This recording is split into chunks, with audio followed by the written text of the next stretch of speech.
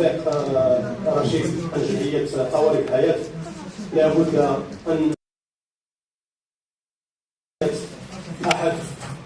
أحد الفاعلين الجمعويين ألا هو العواد محمد، والذي كان من بين الإخوان الذين دعموا جمعية قوارب الحياة خلال مسيرتها الأولى. لذا نرفع تعازينا مرة أخرى لعائلته وأصدقائه بكل صدق. ولا يسعنا كذلك هذه المناسبة إلا أن نشكر الأخ حكيم، وهو المسؤول عن الترجمة والذي ساهم معنا في هذا اللقاء.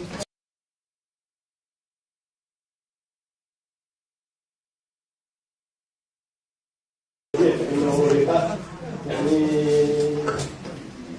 بإمكانيات مادية محدودة، ولكن بحكم العمل الأستاذ حكيم أبى إلا أن يشارك معنا رغم انعدام الإمكانيات أو الواسطة.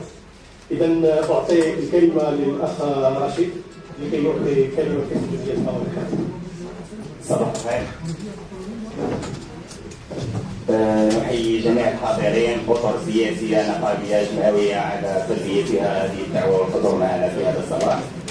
سيدات والساده المحترمين، تحت شعار نضال مستمر من اجل كرامه المهاجر، سيدات والساده المحترمين، ضيوف الكرام، يسعدني ان اكون بينكم هذا الصباح لتقديم بعض المعلومات حول مسار الجمعيه، وذلك بمناسبه مرور 10 سنوات الهجره من المواضيع التافهه لدى جميع الاطر المثقفه، بل من المواضيع المهمشه والمسكوت عنها في اعلامنا السمعي البصري والمكتوب.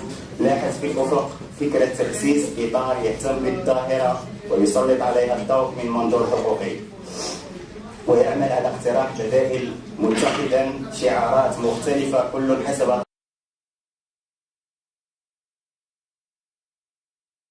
السيدات والساده، جمعيه قوارب الحياه جمعيه غير حكوميه تم تاسيسها في خضم العلاقات التي ربطت منظمه تاسيس اطار مختص يهتم بقضايا الهجره والمهاجرين، يقوم بحملات تحسيسيه توعويه حتى يتسنى للراغبين في الهجره من الشباب معرفه الواقع الحقيقي الذي ينتظرهم ومخاطر الهجره السريه عبر البحر او بطرق اخرى.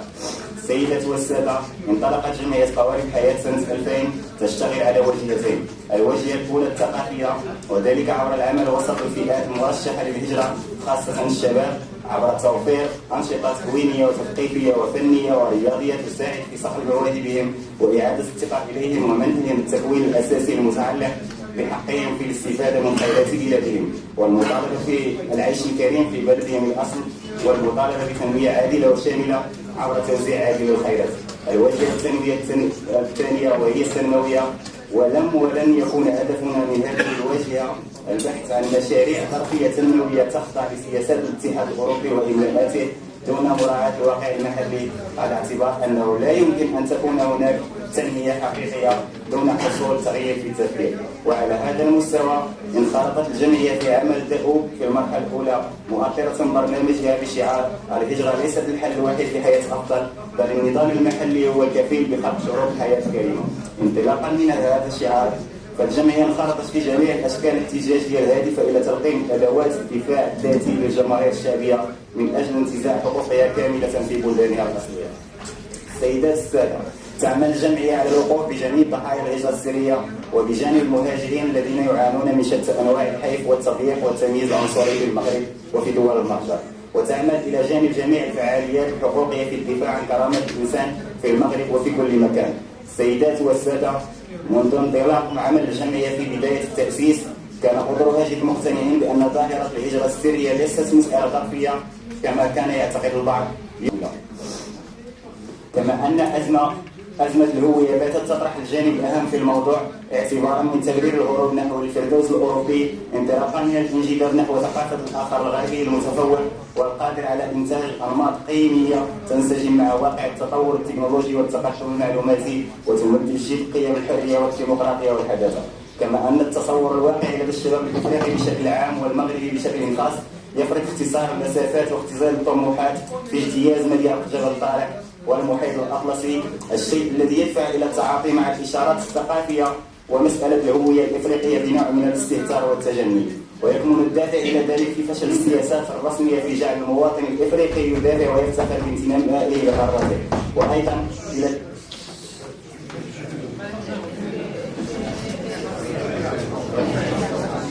السيدات والسادة، قلت منذ انطلاق عمل الجمعية في بداية التأسيس كانت أطرها جد مقتنعين بأن دائرة الهجرة السرية ليست مسألة ظرفية كما كان يعتقد البعض يمكن التستر على مأساتها والخروقات الحاقة من الكرامة المرافقة لها، بل هي ظاهرة معقدة جدا باتت مكونا هيكليا ما زالت الآليات المستخدمة لحد الساعة غير قادرة على تدبيره بشكل يحد من آثاره وانعكاساته سواء على دول الماوية أو الدول المستقبلة. كما أن أزمة الهوية باتت تطرح الجانب الأهم في الموضوع اعتبارا من تبرير الهروب نحو الفردوس الأوروبي انطلاقا من الانجلاب نحو ثقافة الآخر الغربي المتفوق والقادر على إنتاج أنماط قيمية تنسجم مع واقع التطور التكنولوجي والتقدم المعلوماتي، وتمجد قيم الحرية والديمقراطية والحداثة. كما أن التصور الواقعي لدى الشباب الإفريقي بشكل عام والمغربي بشكل خاص يفرض اختصار المسافات واختزال الطموحات في اجتياز مضيق جبل طارق والمحيط الأطلسي، الشيء الذي يدفعه إلى التعاطي مع الإشارات الثقافية ومسألة الهوية الإفريقية بنوع من الاستهتار والتجني.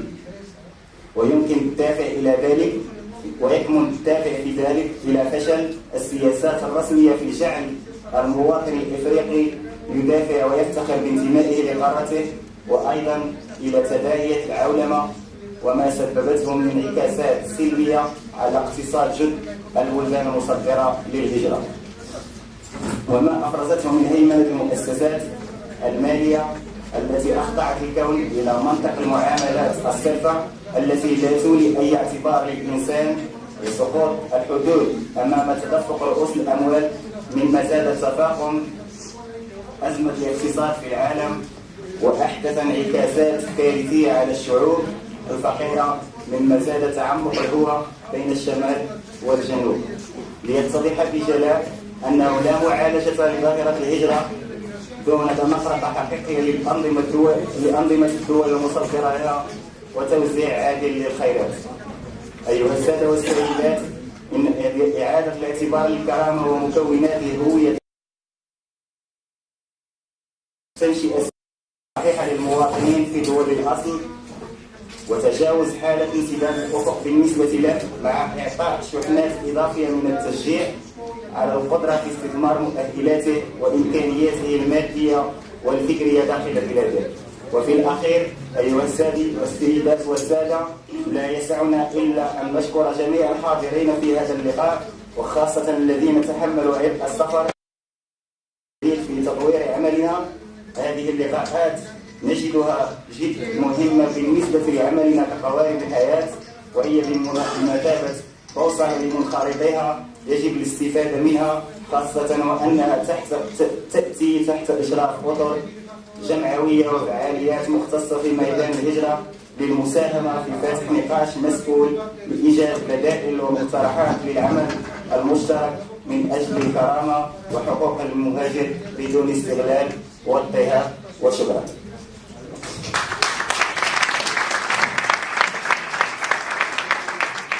بالوما ممثلة عن الكونفدرالية العامة للشغل، وبالإضافة إلى هذه التمثيلية فالبالوما شاركت معنا في المخيم الدولي ديال 2007، وهي صديقة للجمعية بالإضافة إلى مسؤوليتها نقيب اللجنة المكلفة بالإجراء في النقابة ديال المساحين. فلتتفضل. Mohammed decía que para crear una frontera solo hacían falta soldados que obligaran a los demás a creer en ella.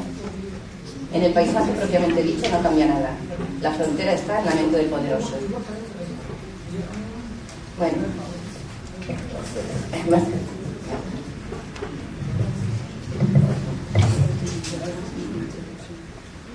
Ciudadanos o inmigrantes, en las políticas y legislaciones migratorias europeas es sumamente llamativa la importancia que se otorga a los valores y principios.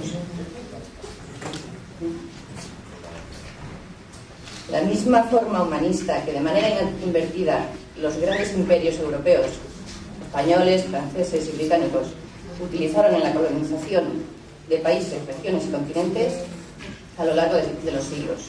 Unos en nombre de la religión y los valores de orden sagrado que ésta constituía, y otros en nombre de la libertad, igualdad y democracia. La Unión Europea aborda el tema de las migraciones desde esta perspectiva economicista. La libre movilidad de las personas y los trabajadores comunitarios por la Unión Europea exige suprimir las fronteras internas, pero también, por otro lado, levantar controles más precisos en las fronteras exteriores. Las personas extranjeras solo se contemplan en la Unión Europea en tanto que trabajadores útiles a las economías nacionales. Por eso, tanto su acceso al territorio de la Unión Europea como su movilidad por él están severamente restringidos. En cuanto a sus derechos ciudadanos o su integración social, la Unión Europea simplemente se desentiende. Las personas migrantes se convierten en una necesidad estructural para la economía, y específicamente para aquellos nichos laborales que progresivamente han sido abandonados por las personas autóctonas debido a diversas causas. La flexibilidad laboral de esos empleos, la precarización y desregularización. Actividades concentradas en los sectores de actividad que generan o necesitan gran cantidad de mano de obra, como son los servicios personales de cuidados, el hogar, los enfermos, las personas mayores, la agricultura, la hostelería y la construcción. Suele coincidir que en estas actividades es donde se encuentra concentrada una gran proporción de economía sumergida, siendo este un elemento determinante para el empleo de mano de obra migrante. Pero no solo obedeciendo a la concentración de trabajadores migrantes, entregan al mercado derechos o servicios. Empeoran las condiciones de trabajo en todos los sectores de actividad en la producción, como también en la producción. Las personas migrantes son utilizadas en estas nuevas empresas de servicios, contratas y subcontratas, condenándoles a una precarización integral, tanto laboral como social. La integración, de no asimilación, de los migrantes en las sociedades de acogida no se realiza solo por el hecho de contar con una autorización de residencia más o menos estable. Esto lo único que hace es revestir de legalidad el hecho de la existencia en el territorio. Se tiene que analizar la existencia de hecho y de derecho de garantías de sus derechos, tanto sociales como políticos o culturales. La Constitución del Estado español de 1978, en su artículo 13, reconoce derechos sociales a las personas extranjeras, no así derechos de ciudadanía. La primera demanda que generan los países enriquecidos en aquellos puestos de trabajo no solicitados por los nacionales genera las emisiones para la sobreexplotación y violación.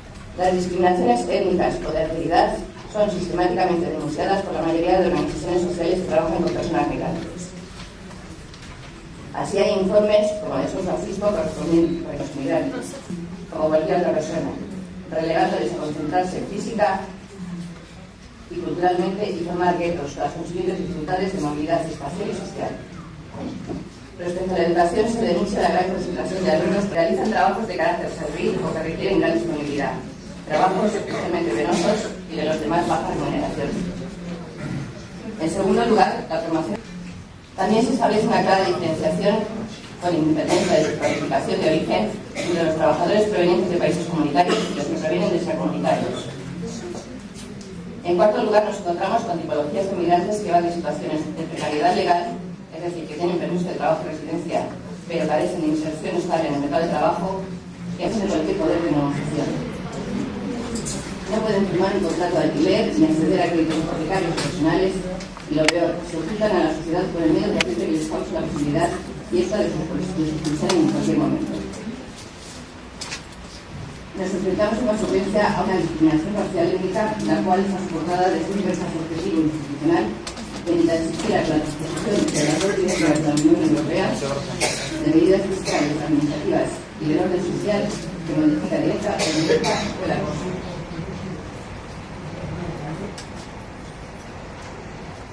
La 2003 establece que cuando de las demandas se busca la existencia de indicios fundados de discriminación por las razones de su proporcionalidad.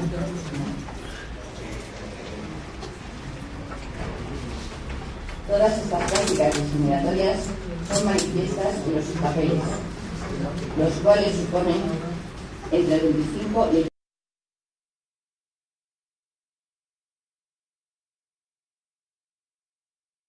extranjeras en el Estado español, los cuales provienen de países ajenos a la Unión Europea y con restricción de permiso de trabajo. Además, las peores situaciones de discriminación no golpean de la misma forma a todas las personas migrantes. El género es un factor añadido de discriminación, racismo. Además, según el colectivo IOE, a la discriminación étnica hay que sumarle la discriminación de clase, siendo uno de los valores más bajos de Europa. La negativa de las mujeres a seguir realizando dobles jornadas ante la renuncia de los hombres a asumir un compromiso de población y un alargamiento del tiempo de vida, con descensos en los tamaños poblacionales en todos los países. España perdería, según el informe de Naciones Unidas, 9,4. Planteado es: las migraciones internacionales son una solución en relación a los parámetros demográficos de decrecimiento de la población total, de la disminución de la población en edad potencialmente activa, del envejecimiento de la edad, o mostrar que nos encontramos ante un problema técnico y en consecuencia las migraciones son abordadas como una exclusión técnica.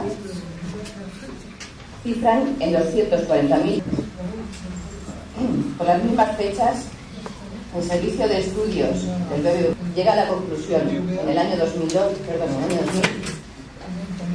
debido fundamentalmente a la escasez de mano de obra, y establecen como necesarias entre 90.000 a 300.000, impiden que los inmigrantes sean considerados como ciudadanos. La ideología o el adoctrinamiento racista, todo esto queda en un plano de la realidad que no se muestra. O como resumía el alcalde de la floreciente población de El Ejido, en Almería, la cual debe su florecimiento económico a la explotación miserable de miles de inmigrantes. El pacto de Estado sobre la inmigración. La política de apartheid, pues no es otra cosa, son las medidas adoptadas en algunas poblaciones como Vic y Torrejón de Ardoz, aun siendo consustancial al modelo económico y político, es decir, el capitalismo. En los momentos actuales se encuentra revestida no solo por la violencia sistémica del desorden jurídico, sino que su sustancia se nutre o se genera en la ilegalidad y la ausencia de derechos democráticos, bien en el orden laboral, bien en el orden social civil. Cada vez existen más razones para salir a la calle exigiendo justicia social, redistribución de la riqueza y respeto de los derechos humanos fundamentales.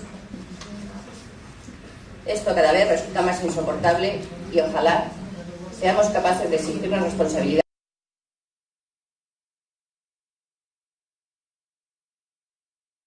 Nos plantemos de frente al poder contra los estados, los políticos, los banqueros y los burócratas.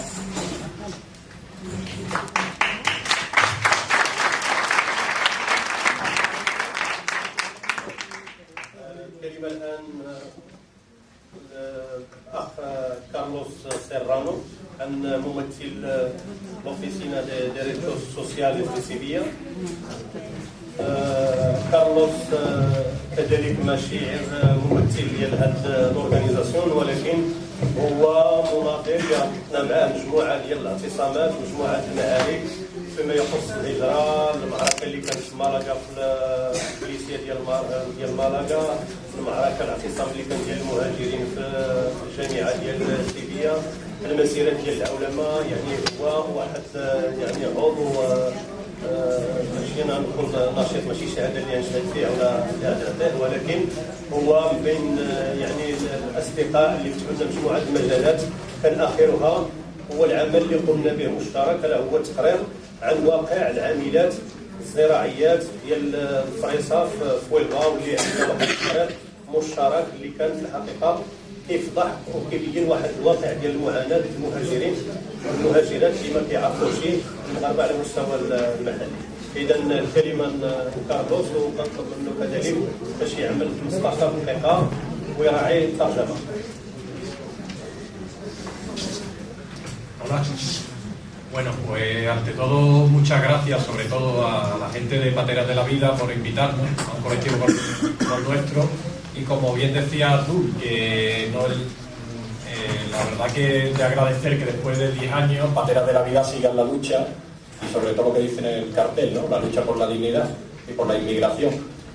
Y nosotros la verdad que estamos bastante contentos de poder estar aquí en el 10º aniversario. Como decías tú también, no solo empieza desde que nace nuestro último colectivo que hemos formado, sino que desde hace 6 años, sino que son 10 años para atrás en las que hemos podido compartir muchísimas cosas, desde la oficina de desaparecidos del Estrecho, donde hicimos una labor aquí con los familiares de desaparecidos en el Estrecho, una labor de sensibilización, una labor de formación, una labor de la lucha contra la ley de extranjería, por los derechos de los inmigrantes, la lucha de los sin papeles, en fin. Y la última con lo que es la campaña de la fresa, ¿no? Donde muchas mujeres temporeras procedentes de Marruecos pues se desplazaron allí a trabajar y bueno, y la gente tenía que saber qué es lo que estaba pasando allí, ¿no? Bueno, pues os voy a pasar a que militamos en diferentes movimientos sociales. Antes yo en concreto estaba en CGT y en ODITE, y gente que venía de Precarios en Movimiento, y nos juntamos lo que eran personas inmigrantes y precarios, y lo que pretendíamos de alguna forma, el objetivo principal es crear una herramienta nueva, lo que llamamos un sindicalismo social nuevo, para hacer frente a la lucha contra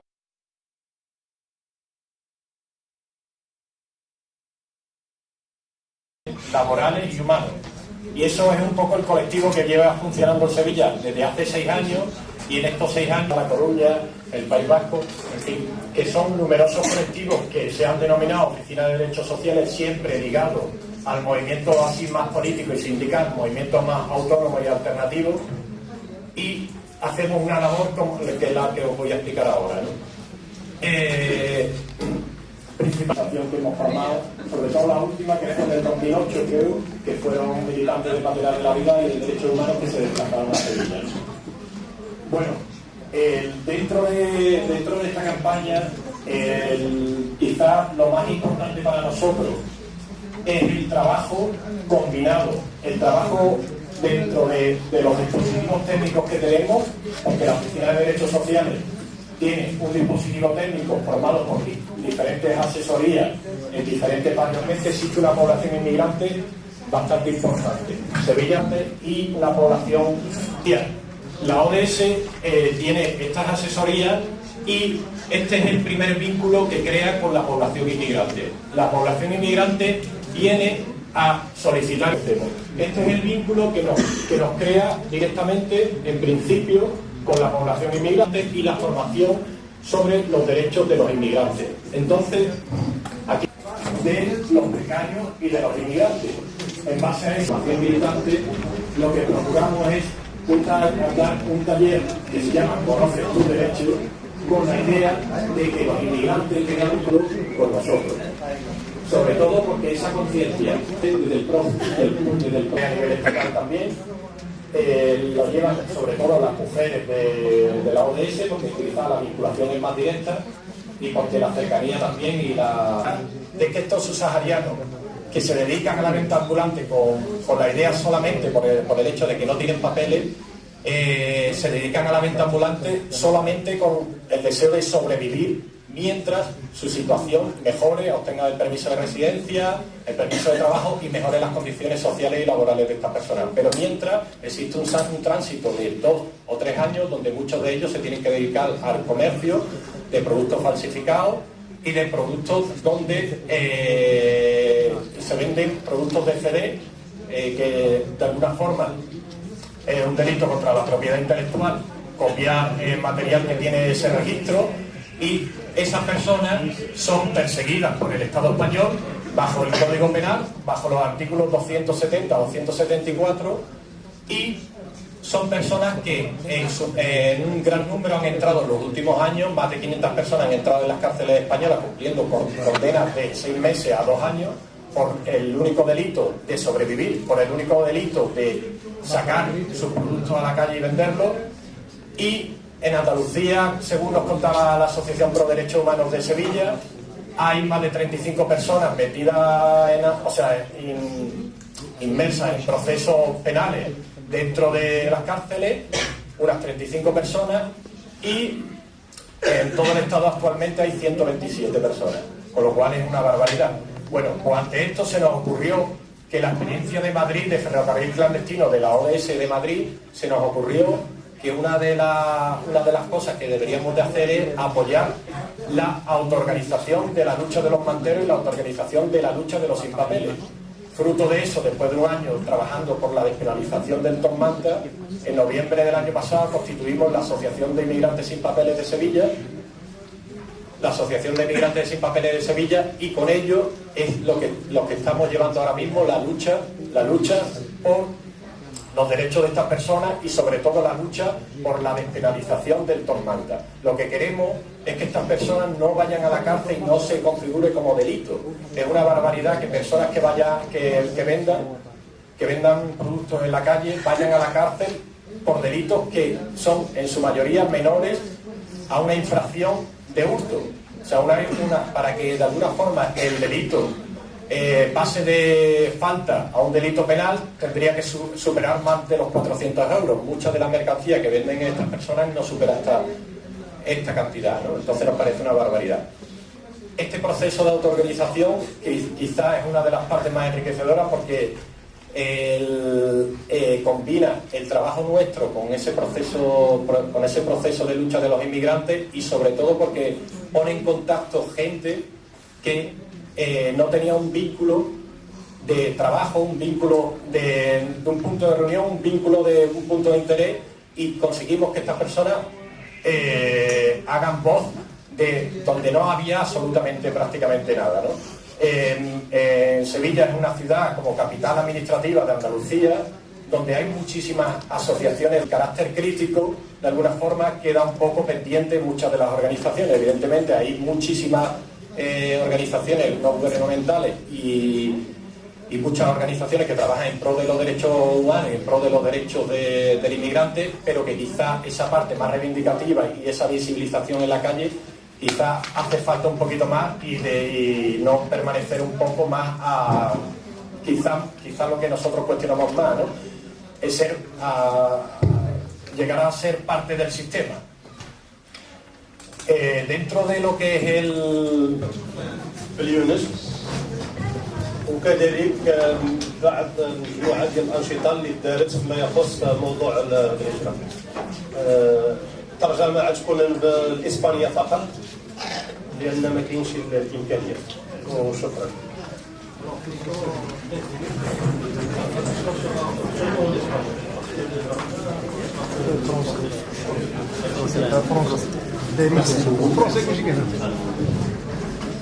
Merci beaucoup de m'avoir accordé la parole. Premièrement, je remercie. Je remercie les amis de Paterak de la Vida de nous convier à cette fête. Bon anniversaire d'abord à Paterak de la Vida pour son 10e année, sa 10e année, son 10e anniversaire. Merci de pouvoir faire en sorte que nous puissions être là pour, d'une manière ou d'une autre, exprimer la voix du migrant subsaharien. Cette rencontre qui est sous le slogan de la lutte continue des immigrés. Premièrement, je dois dire une chose, c'est que en venant en ces lieux, je me posais énormément de questions. J'avais certes avec moi tout un tas de choses à faire que je rédigeais pour éventuellement m'exprimer au cours de cette rencontre.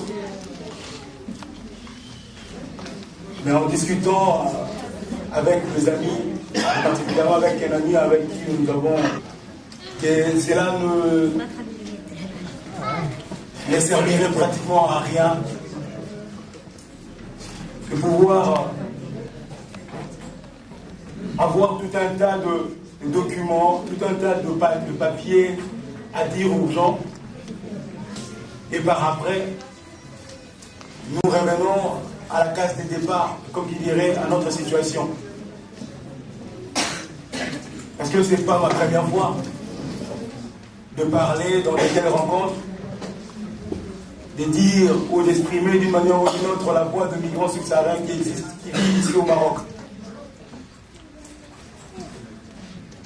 suis reconnaissant et nous sommes très reconnaissants de nos amis de Pateras de la Vida qui ont et qui vivent, qui existent depuis pratiquement 10 ans et qui cheminent avec nous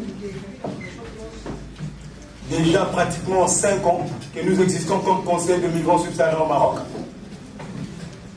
Mais il faut dire et reconnaître que dans ces cheminements où on a signifié de par le slogan d'aujourd'hui, la lutte continue de la dignité de l'immigré et surtout de l'immigré subsaharien ou de l'immigrant subsaharien au Maroc, nous avons effectivement du pain sur la planche.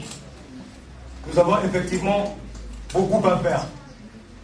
Dans ce sens que le migrant subsaharien, le Camerounais, le Nigérian, le Congolais, les Ivoiriens, le Malien, le Sénégalais, qui se retrouvent tant soit peu dans notre organisation et qui sont d'une manière de personnes qui voulaient et qui cherchent à vivre mieux, qui ont quitté leur pays d'origine pour éventuellement migrer, aller en Europe pour vivre mieux. Mais ils se retrouvent bloqués. Bloqués où? Au Maroc. Par qui? Par l'Europe. À cause de qui? De nous autres. Nous. L'Europe nous a bloqués et avec son ami, son allié, qui est le Maroc. Il y a pratiquement un jeu qui se manifeste et qui se pratique contre nous. Pire, je ne dis même pas un jeu, il y a pratiquement une guerre qui se manifeste à l'égard et à l'encontre de migrants subsahariens que nous sommes. Les gens qui voulaient vivre mieux, les réfugiés qui voulaient chercher asile, mais se retrouvent bloqués dans des pays où ils ne voulaient pas demander asile, dans des pays où ils ne voulaient pas vivre, tout simplement de par la politique de l'Union européenne de fermeture de frontières. Et cela engendre et ne fait qu'engendrer de multiples problèmes. Ce qui fait que nous nous retrouvons dans un pays où nos droits ne sont pas respectés. Le droit de réfugiés, le droit de migrants. Parce qu'au-delà de tout, nous sommes des êtres humains. Le droit de l'humain que nous sommes n'est pas respecté au Maroc. Le Maroc qui joue le jeu de l'Europe. Le Maroc qui joue le rôle du gendarme de l'Europe. Et on va encore plus loin dans ces jeux macabres, dans cette politique de fermeture de frontières. Il y a la presse marocaine, la presse aussi européenne, qui ne fait que stigmatiser le migrant que nous sommes. Avant même de venir, on m'a signifié qu'il y a une presse qui a eu à écrire dernièrement, une presse à gain de cause. Merci.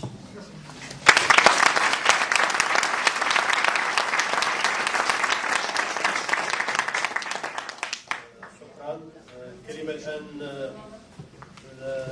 الأخ والرفيق سعيد طبل ممثل الجمعية المغربية لحقوق الإنسان عضو المجلس الدولي للمنتدى الاجتماعي العالمي للإجراء عضو الشبكة الأورو-إفريقية للجمعيات العاملة في مجال الإضراب وصديق عزيز علينا شارك معنا في عدة لقاءات في هذه الكلمة الرفيق السعيد.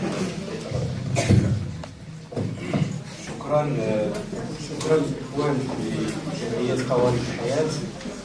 شكرا للادارات المناضله العامله في مجال حقوق الانسان، في مجال الاجراء، وفي مجال التنميه الديمقراطيه بشكل عام.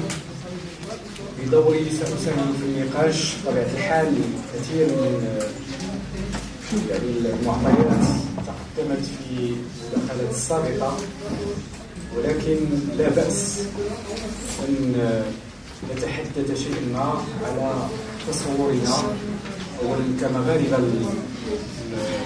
الإطار العام للأوضاع التي